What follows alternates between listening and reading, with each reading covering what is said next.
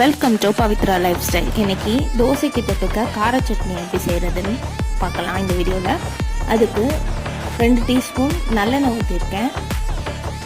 கடுகு பொரிஞ்சதும் 1 டீஸ்பூன் உளுந்து, அது லைட்டாக செவந்ததும் கருவேப்பிலை, வெங்காயம் 2 வெங்காயம் ஆட் பண்ணியிருக்கேன். 1.5 தக்காளி ஆட் பண்ணியிருக்கேன். புளிப்பு ஜாஸ்தியாக இருக்கிறதுனால நான் 1.5 தக்காளி ஆட் பண்ணியிருக்கேன். உங்களுக்கு புளிப்பு கம்மியான தக்காளியாக இருந்ததுன்னா 2 தக்காளி ஆட் பண்ணிக்கோங்க. அப்புறம் 2 காஞ்ச மிளகா, அப்புறம் கொத்தமல்லி ஆட் பண்ணியிருக்கேன். இது ஃப்ளேவருக்காக தான். உங்களுக்கு இந்த ஃப்ளேவர் பிடிக்கும்னா ஆட் பண்ணிக்கோங்க, இல்லைனா விட்டுடலாம். அதுக்கப்புறம் தேவையான அளவு உப்பு எல்லாத்தையும் போட்டு லைட்டாக வதங்கினதும் ஆற வச்சுட்டு மிக்சி ஜாரில் மாற்றி லைட்டாக குறக்குறன்னு அரைச்சி எடுத்துட்டிங்கன்னா டேஸ்டான கார சட்னி ரெடி ஆகிடும். இதுக்கு ஒரு நல்ல முருவலாக தோசை ஊற்றி தேங்காய் சட்னி, இந்த தக்காளி சட்னி வச்சு சாப்பிட்டீங்கன்னா செம்மையாக இருக்கும். அப்படியே சப்ஸ்கிரைப் பண்ணி